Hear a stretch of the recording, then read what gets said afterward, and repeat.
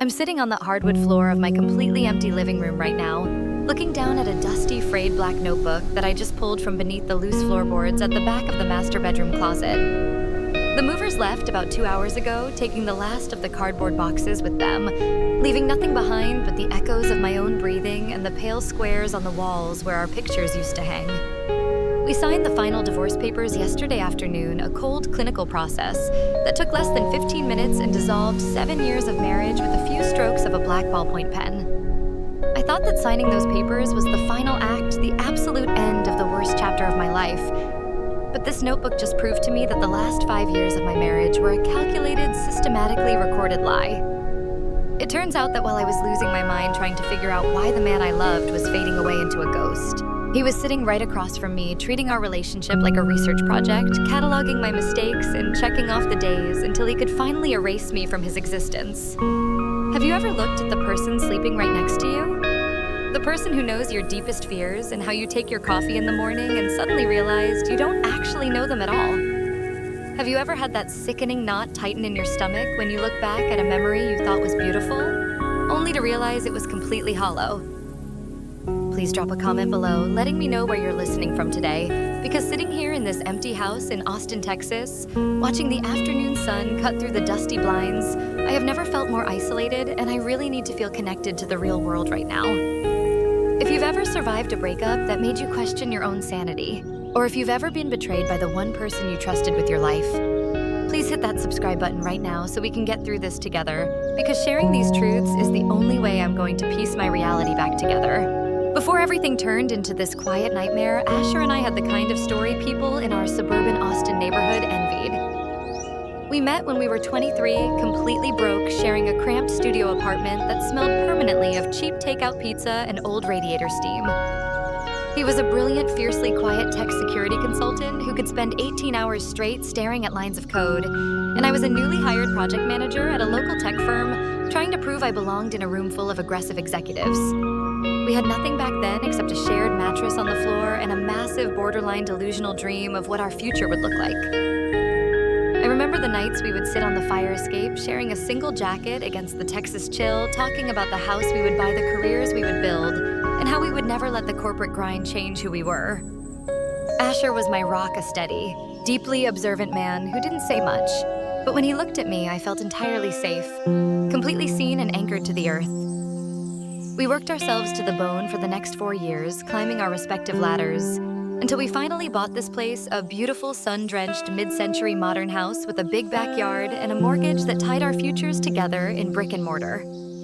Asher started his own independent cybersecurity consulting firm, and I secured a senior position managing high-stakes client portfolios.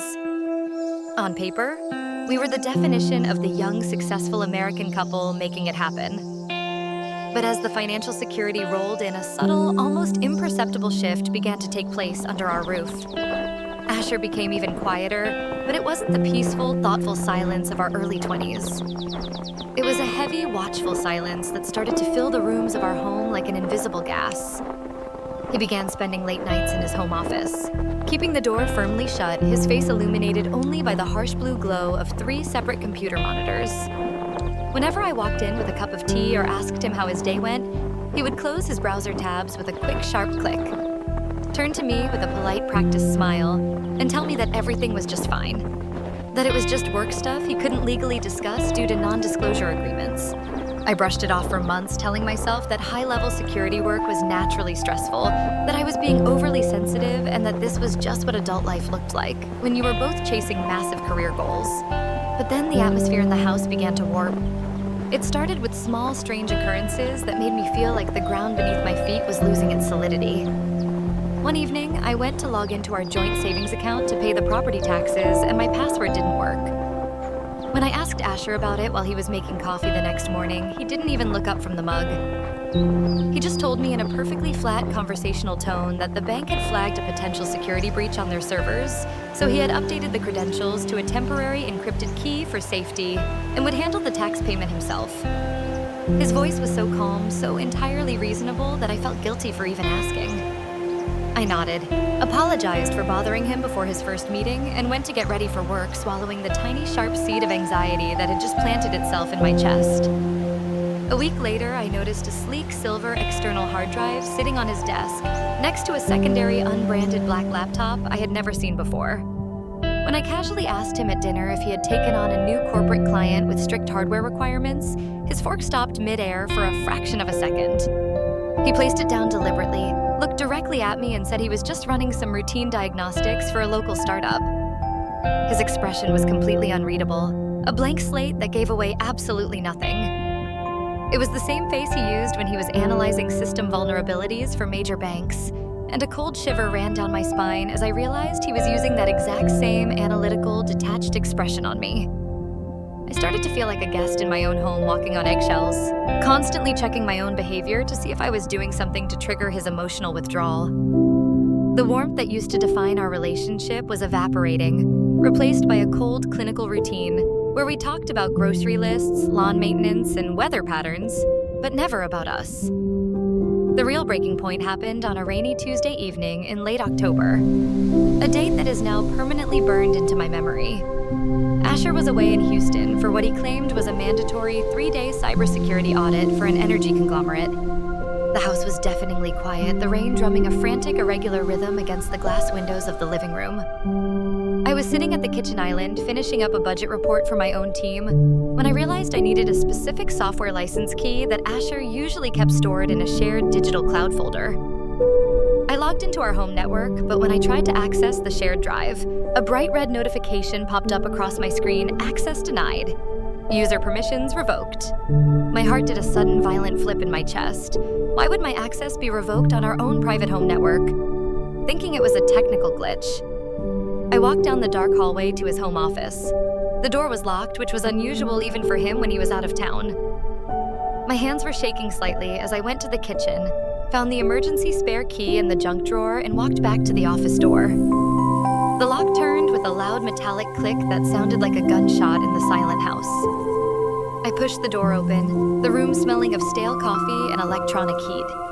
I sat down in his leather chair, booted up his desktop computer, and tried to log in using the master password we had shared for years.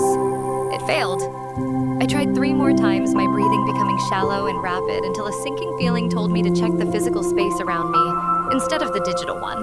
That was when I started opening his desk drawers, searching for a written password or a clue, anything to explain why I was suddenly locked out of my own husband's life.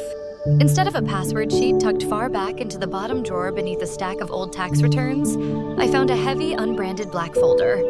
Inside were printouts of bank statements, not our joint account, but a separate hidden account at an offshore institution registered under a corporate shell name I didn't recognize. The balances were staggering hundreds of thousands of dollars, moving in and out over the past year.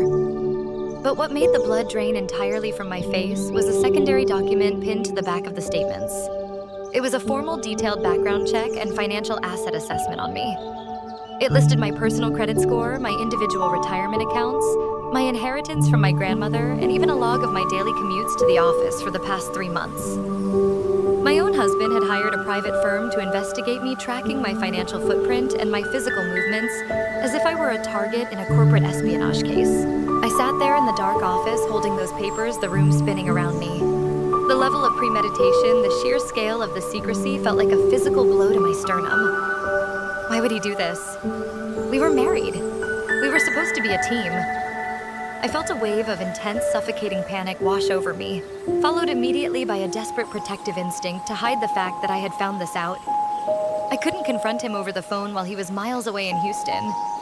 I needed to look at his face when he explained this. With trembling fingers, I stuffed the papers back into the black folder, shoved it into the depths of the drawer, locked the office door behind me, and spent the rest of the night pacing the living room floor. My mind firing in 1,000 different directions, trying to construct a logical, innocent explanation for why the man I loved was treating me like an adversary. When Asher returned 2 days later, the air in the house was so thick with unspoken tension, it felt hard to breathe. He walked through the front door, set his leather briefcase down by the entryway, and hung his coat up with his usual meticulous precision. He looked tired, his eyes shadowed, but his demeanor was entirely normal, completely unchanged. He walked into the kitchen where I was standing by the stove, pretended to admire the dinner I had spent an hour burning because I couldn't focus, and leaned in to kiss my cheek.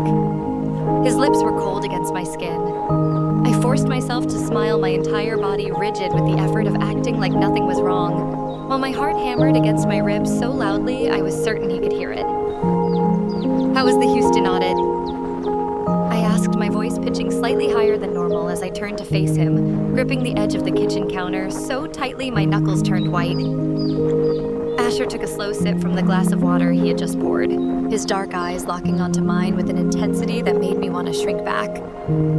"Tedious," he replied smoothly, his face a perfect mask of casual exhaustion. "Just a lot of legacy systems that haven't been updated since the early 2000s. It took twice as long as it should have because their internal IT team kept throwing up roadblocks. I barely left the hotel room except to grab dinner with the regional director." He said it with such absolute, unblinking certainty. He looked me straight in the face, his expression open, his voice carrying the perfect natural cadence of a tired husband sharing a mundane detail about his work week. If I hadn't seen those background checks, if I hadn't seen the offshore bank statements hidden in his desk, I would have believed him, without a single doubt. I would have told him to go relax, offered to rub his shoulders, and felt a deep wave of sympathy for how hard he worked for our future. But looking at him now, knowing what was sitting in that bottom drawer down the hall, I realized with absolute terrifying clarity that he was lying to me. It wasn't just a defensive lie or a lie of omission. It was a seamless, practiced performance. And that was the exact moment the universe seemed to split open beneath me. I didn't scream. I didn't throw the papers in his face, and I didn't demand the truth. Instead, a wave of profound, freezing terror washed over me because I realized that the man standing in my kitchen, the man whose ring I wore on my finger, was a complete stranger capable of creating an entirely parallel reality right before my eyes. I managed to nod, muttered something about needing to check an email before dinner got cold, and walked out of the kitchen with my hands stuffed deep into my pockets so he wouldn't see them shaking. Now sitting here on this empty floor years later, looking at the first page of this hidden black notebook, I see his neat, precise engineering print staring back at me under the date of that exact rainy week. The ink is dark, the letters perfectly formed, completely devoid of any emotional tremor. The entry reads, "Today she lied for the first time." The words seem to vibrate off the page, sending a fresh wave of nausea through my stomach. He wrote that about me. He didn't write about the offshore accounts, he didn't write about the privacy invasion, and he didn't write about the elaborate web of corporate deception he was spinning in the dark. He completely flipped the narrative in his own mind, recording my terrified defensive attempt to act normal as a betrayal against him. He was tracking my reaction to his own hidden cruelty, using my fear as evidence to convict me in a trial I didn't even know was happening. My fingers grip the edge of the paper, the dry wood of the empty floorboards pressing hard into the backs of my thighs, as I stare at the next line of his handwriting, dated just 3 weeks later, my breath catching in my dry throat as the afternoon light outside begins to fail, casting long, distorted shadows across the bare room. Say, the ink blurred slightly as the twilight encroached upon the empty corners of the master bedroom. But those written letters remained brutally sharp, anchoring my eyes to the page. My thumb traced the rough texture of the paper, feeling the indentations where his pen had pressed down, with absolute conviction documenting my descent into an emotional trap he had meticulously laid out. The next entry, dated mid-November, cut straight through the remaining illusions of my past. Today she stopped looking into my eyes. Reading those words felt like being forced to watch a security tape of my own undoing. He wasn't mourning the distance growing between us. He was marking it down like a milestone, a green light confirming that his psychological warfare was working. And God, I remember that specific phase of our marriage so vividly, because it was the winter my own home transformed into a high-security prison. The subtle shifts accelerated into an overt, suffocating campaign of isolation. It started with the smart home security system Asher had installed when we first moved in. Suddenly, the access codes would change without warning. I would pull into the driveway after a grueling 10-hour day at the firm exhaust fumes rising into the crisp Texas air, only to find myself locked out the digital keypad, blinking a hostile red. When I would text him, he'd take 45 minutes to reply, claiming he was adjusting the firewall configurations from his office laptop and that it was a temporary glitch. But it wasn't a glitch. It was a message. It was his way of reminding me without uttering a single word that he owned the digital infrastructure of our life, and he could revoke my citizenship in it whenever he pleased. Every corner of the house began to feel wired against me. I started started noticing the small lenses of the security cameras in the living room, and hallways shifting position, tracking my movements as I walked from the kitchen to the bedroom. If I sat on the couch to cry in the dark, the motion-activated lights would suddenly flood the room with a harsh, blinding glare as if forcing me to stand exposed in my misery. He was systematically stripping away my privacy, making me feel like a prisoner under constant surveillance, yet completely cut off from any actual human contact.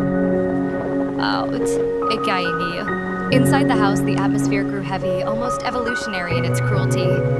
Dinner became a nightly exercise in psychological endurance. Asher would sit across from me at our reclaimed wood dining table, completely silent, moving his food around his plate with a slow, rhythmic scraping of his silver fork against the ceramic. He wouldn't watch television. He wouldn't look at his phone. And he wouldn't look at me. Instead, he would fix his gaze on the wall just a few inches above my head, his expression completely vacant yet intensely alert. Whenever I tried to break the silence, asking about a local news story, a neighborhood event, or even just mentioning a stressful project at work, he would simply offer a brief, monotone acknowledgement, his eyes never dropping to meet mine. That absolute refusal to look at me made me feel entirely invisible, like a ghost haunting the edges of his grand design. I found myself looking away, first staring down at my own lap, my hands trembling beneath the table because meeting that empty, analyzing stare made me feel like an insect pinned under a microscope. I began to doubt my own memory and my own senses. I would leave my car keys on the kitchen counter only to find them hours later inside a locked drawer in the hallway. I would swear I turned off the stove, but Asher would wake me up at 2 a.m, his voice terrifyingly calm, asking why I was trying to burn the house down while pointing to a low flame on the burner. When I tried to defend myself, he would just sigh a soft, patronizing sound of pity and tell me that the stress of my job was clearly getting to my head. This gaslighting was so seamless, so constant, that I actually started looking up neurologists in the Austin area, genuinely believing I was developing early onset dementia. I was trapped in a funhouse mirror of his design where every reality I knew was distorted, and he was the only one who held the true map. The isolation became a physical weight pressing down on my chest until I could barely draw a full breath within those walls. I started staying late at the office, lingering at my desk long after the cleaning crew arrived, just to be in a space where the air didn't feel toxic. That was when Miles noticed. Miles was the senior creative director on my latest account, a guy who carried himself with an effortless, warm energy that felt like a lifeline to someone drowning in a frozen lake. One evening, after a particularly brutal day where Asher had completely ignored 3 of my calls regarding an urgent plumbing issue, at the house, Miles walked into my cubicle, holding 2 lukewarm cups of vending machine coffee. He didn't ask about the project budget or the client deliverables. He just took one look at my face, sat down in the extra mesh chair, and gently asked if I was okay. That single simple question broke a dam inside me. I didn't tell him everything. I didn't mention the offshore bank accounts or the private investigator documents hidden in Asher's desk.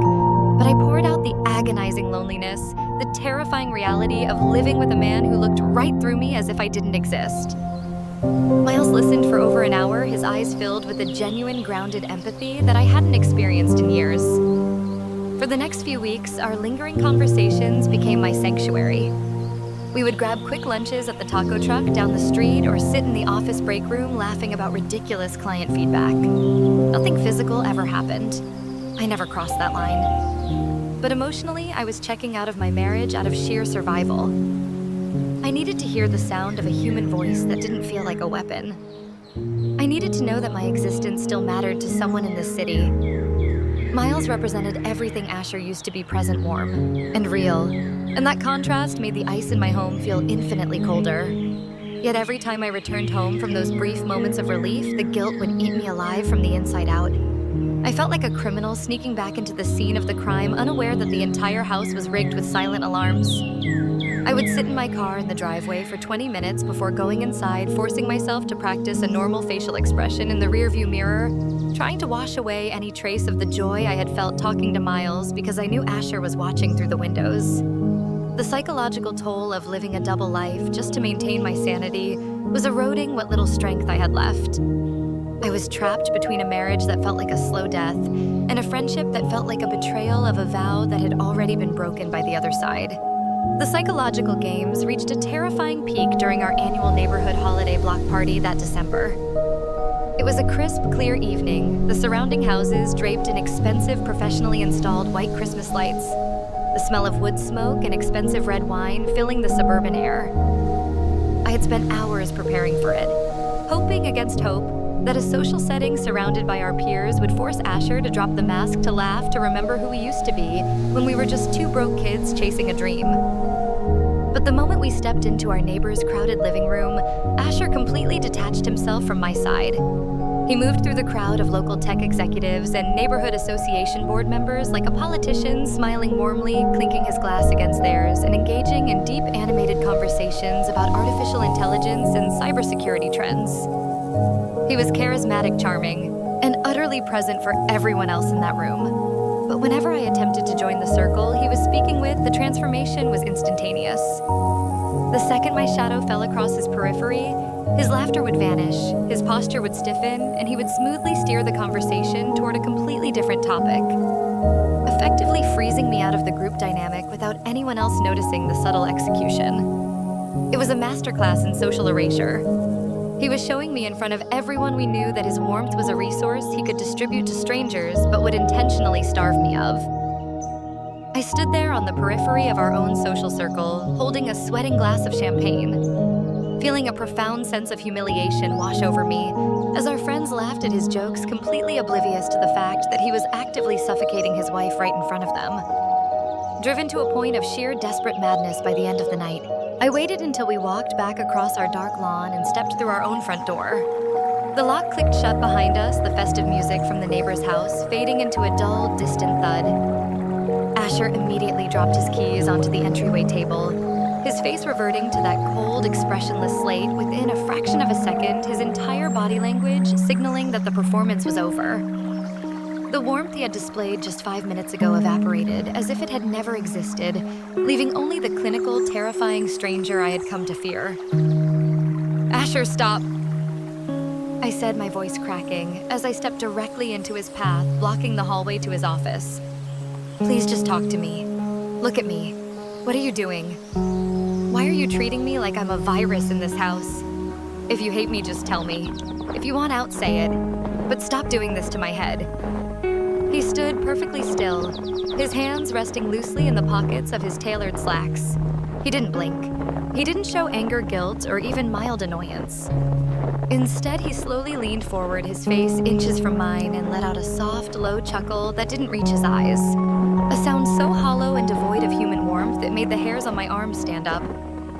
Then he tilted his head sideways, his dark gaze raking over my face with a terrifyingly detached clinical curiosity, before he reached past me to grab his laptop case off the bench, leaving me standing there in the dim light of the entryway, completely shattered by the realization that he was actively enjoying the slow, agonizing destruction of my sanity.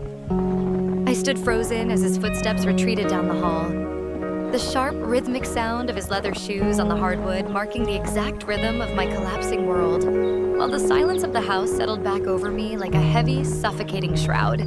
The muffled click of his office door locking down the hall felt like a final anchor dropping into the dark, leaving me stranded in the dim entryway.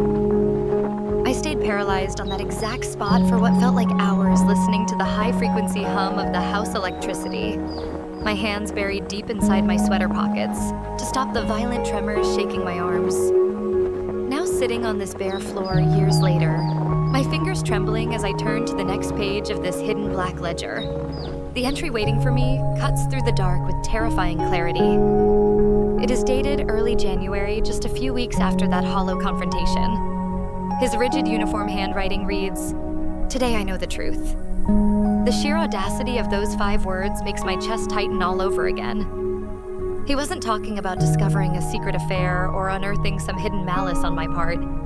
He was documenting the moment his trap snapped shut, the precise second he finalized the justification he needed to destroy my life completely. And looking back at that freezing winter, the escalation didn't happen with screaming matches or broken dishes. It happened through a series of cold, calculated financial and legal maneuvers that systematically erased my safety net, while I was too emotionally exhausted to notice. The nightmare imploded on a Thursday afternoon when our firm's chief compliance officer walked into my office accompanied by 2 corporate security guards. The air in the conference room was freezing, the sterile fluorescent lights reflecting off a stack of printed bank transfers and internal server logs, laid out on the long glass table now. They didn't ask questions. They presented an ultimatum. Over the last 4 months, my personal corporate credentials had been used to access proprietary financial data transferring sensitive client portfolios and over $400,000 into a foreign shell corporation. The destination account matched the exact offshore entity I had found tucked inside the black folder in Asher's desk months prior. He hadn't just been investigating me. He had used my home laptop, my saved passwords, and my biometric digital keys, which he routinely configured under the guise of updating our home firewall, to frame me for corporate espionage and grand larceny. He knew my routine, he knew when I was away from my desk, and he used my emotional distraction with Miles to build an airtight digital trail that pointed a smoking gun directly at my head. While I was weeping on our living room floor, begging him to look me in the eyes, he was using my identity to fund his own escape from his failing consulting firm, leaving me to take the fall for a federal crime. The walk out of that corporate building was the most humiliating experience of my existence. Escorted through the lobby, past colleagues I had known for years, my personal belongings stuffed into a single cardboard box. The bright Austin sun felt like an interrogation lamp. I drove home in a state of complete dissociation, the traffic moving around me in a blur of colored metal and brake lights. My mind couldn't process the scale of the tarantula web I was caught in. I kept thinking about the early days, the fire escape, the shared pizza, trying to reconcile that young protective man with the monster who had just systematically obliterated my career, my reputation, and my freedom in a single morning.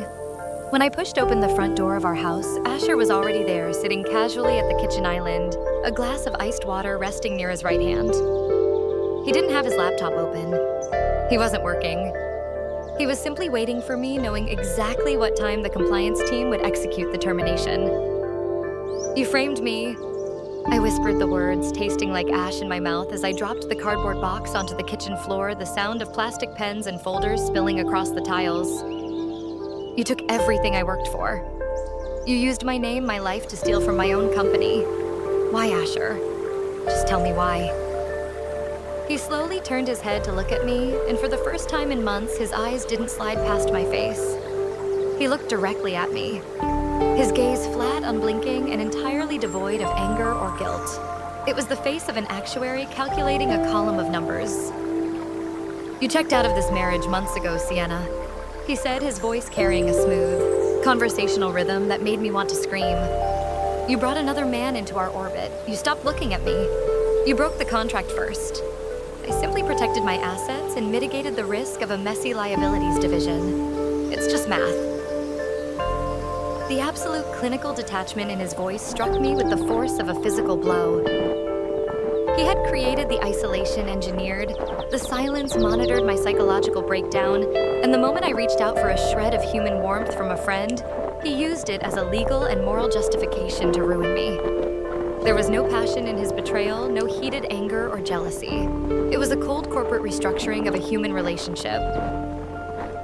I lost my mind. I screamed until my throat bled, lunging forward to grab the glass of water and throwing it shattering against the back wall. I pounded my fists against his chest, demanding he show some shred of humanity, some inkling of remorse or rage. I wanted him to hit back, to yell, to do anything that proved he was still a human being capable of feeling something. But he didn't even flinch. He let his body take the blows, his arms hanging loosely at his sides, his eyes wide and completely empty, watching my frantic, desperate grief as if he were studying a chaotic weather pattern from behind a reinforced glass pane. When I finally collapsed onto my knees, sobbing into the spilled water and broken glass on the floor, he simply stepped around my trembling body, adjusted the cuffs of his button-down shirt, and walked out the back door into the garden without looking back. I stayed on that kitchen floor until the room turned pitch black, the shards of glass cutting into my palms. The physical pain, a welcome distraction from the total devastation of my soul. Later that night, after he had packed a single suitcase and left the property for a hotel, I dragged myself up to his desk, my mind numb, searching for something to explain the absolute void of his personality. That was when I found this ledger hidden beneath the floorboards, flipping through the pages until I hit the entry written immediately after he left me bleeding on the kitchen tile. The The ink is heavy, the letters slashed onto the paper with a chilling finality under the date of that terrible evening. Today I stopped loving her. The realization tore through the last remnants of my sanity like a jagged blade. The cruelty wasn't a product of his hatred. It was the product of his absolute indifference. He hadn't written that line in anger. He wrote it because he had officially closed the ledger on my existence. He didn't see a woman, a wife, or a partner.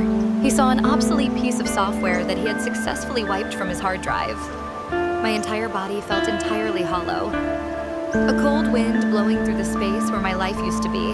As I stared at that brutal sentence, the silence of the abandoned master bedroom, wrapping around me like wet cement, pinning me to the floorboards, as the realization of my total erasure sank deep into my bones. Sukyo. The dry wood grain of the floorboards pressed stubbornly against the backs of my bare legs, a dull ache that served as the only reminder that I was still anchored to the physical world. I stared at that brutal final sentence under the dimming Texas twilight, my eyes tracking the faded ink until the letters began to dance on the page. Then my shaking fingers turned to the very last leaf of the notebook, where a single detached paragraph sat isolated at the very bottom, written on the day our divorce lawyers finally ironed out the settlement grid. The handwriting there wasn't as rigid. It was loose, almost fluid, carrying an eerie sense of completion. The day that hurts the most isn't the day you are betrayed. It's the day you don't feel anything anymore. Sitting in the hollow shell of what used to be my life, those words hit me with a completely different resonance. For 2 long, agonizing years following that kitchen floor devastation, I had dragged myself through a scorched earth legal battlefield. Asher had built what he thought was a flawless digital cage, but he made one critical, arrogant mistake. He underestimated my own intimate knowledge of his consulting firm's historical patterns. With the unwavering guidance of Maya, a sharp, fierce corporate defense attorney who refused to let me accept defeat, we slowly began to pull at the loose threads of Asher's intricate setup. We didn't fight him with tears or emotional pleas. We fought him with cold, hard metadata. Maya and I spent months reconstructing log files, tracing IP addresses back to the specific encrypted router hidden in his home office desk, and proving that the fraudulent transfers were executed while I was physically logged into my corporate terminal blocks away from the source. It was a grueling, exhausting war that drained my savings and stripped away any remaining illusions I had about justice being swift.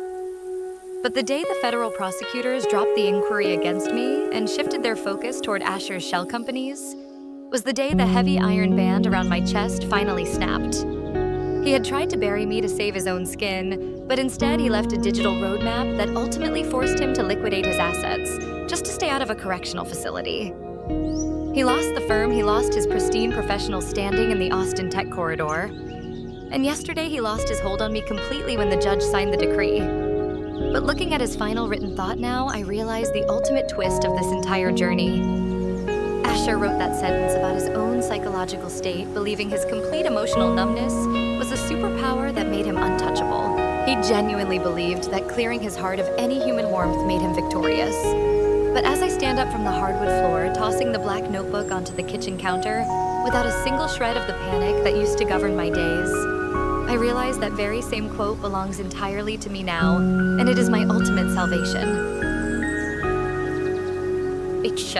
For years I begged for his anger, I wept for his affection, and I tore myself apart trying to figure out how to make a ghost feel remorse. I thought the pain would kill me. But today, standing in this empty house, watching the sun dip completely below the suburban horizon, I don't feel anger toward him. I don't feel hatred. I don't feel the burning desire for revenge that used to keep me awake until dawn. I feel absolutely nothing. The void he left behind didn't swallow me whole. It cleared out the wreckage to make room for something completely new. The pain stopped because he no longer exists in my reality. I am completely, utterly free. Looking back at this entire journey, I find myself standing at a massive crossroads, and honestly, I'm deeply torn about the moral of my own story. Half of me looks back at the surveillance, the financial framing, and the systematic isolation, and feels like Asher's complete emotional detachment was the most advanced. Malicious form of domestic cruelty imaginable, he intentionally broke my sanity just to balance his books. But another part of me sitting here in the quiet aftermath wonders about the gray areas of human error. Did my first defensive lie break something fundamental within his rigid analytical mind that could never be repaired? Did my emotional reliance on Miles provide the exact fuel he needed to justify his descent into total coldness? Was he born a monster? Or did the fractures in our communication drive him to become one? I really want to know where you stand on this because processing this out loud with you is how I'm closing this ledger for good. Was his complete emotional shutdown a justified response to a partnership that had lost its transparency? Or was he a calculated sociopath who used my vulnerability as an exit strategy? Do you believe someone can completely erase their love for a person just because a contract was breached, or was it all an illusion from the very beginning? Drop your honest thoughts in the comments below. I read every single one of them, and your perspectives help remind me that real human emotion still exists outside these walls. If my story resonated with you, or if you've ever had to find your own strength after being entirely erased by someone you loved, please share this video with someone who might be sitting on an empty floor of their own right now. Hit that subscribe button and turn on notifications so you don't miss our next Storytime session. Thank you for staying with me through the dark, for listening to my truth, and for helping me reclaim my voice. I'll see you in the comments. You see y'all.